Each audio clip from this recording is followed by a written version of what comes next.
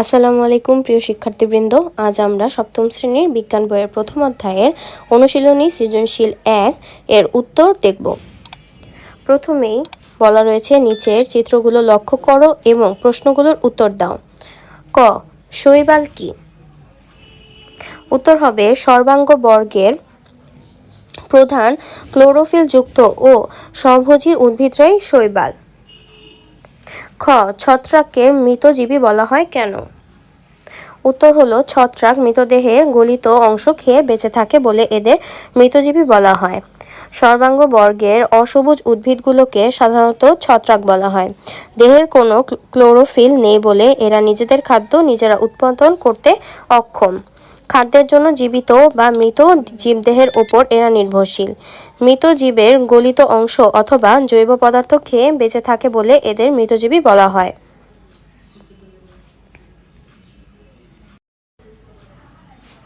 গ. সরেও দ্বারা সৃষ্টি রোগ প্রতিরোধ উপায় ব্যাখ্যা করো। এখানে সরেও বলতে এই চিত্রকে বোঝানো হয়েছে। উত্তর হবে চিত্র এ একটি অ্যান্টামিবা।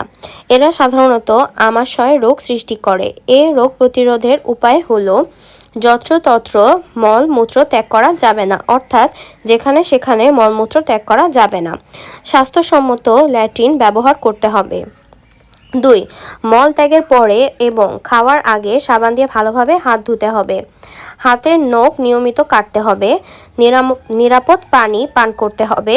থালা বাসন ধোয়া ও গোসল করার কাজে নিরাপদ পানি ব্যবহার করতে হবে। স্বাস্থ্যসম্মত পায়খানা ব্যবহার করতে হবে। চলাফেরার সময় পায়ের স্যান্ডেল ব্যবহার করতে হবে। পচা ও বাসি খাবার খাওয়া যাবে না। পরিষ্কার জামাকাপড় ব্যবহার করতে হবে। ঘতে বলা হয়েছে রসিক অর্থাৎ বি ক্ষতিকারক জীব হলেও পরিবেশের জন্য এটি গুরুত্বপূর্ণ। যুক্তিসহ তোমার মতামত দাও। চিত্র বি হলো একটি ব্যাকটেরিয়া। ব্যাকটেরিয়া নিউমোনিয়া, ধনুষ্টঙ্কার, রক্ত আমাশয় ও কলেরার মতো রোগ সৃষ্টি করার একে ক্ষতিকারক জীব বলা হয়। তবে এটি পরিবেশের জন্য খুব কিছু গুরুত্বপূর্ণ ভূমিকাও পালন করে থাকে, যেমন মৃত জীবদেহ ও জৈব আবর্জনা পচাতে সাহায্য করে। একমাত্র ব্যাকটেরিয়াই প্রকৃত থেকে মাটিতে নাইট্রোজেন সংরক্ষণ করে। পাট থেকে আঁশ ছাড়াতে সাহায্য করে। দধি তৈরিতেও সাহায্য করে।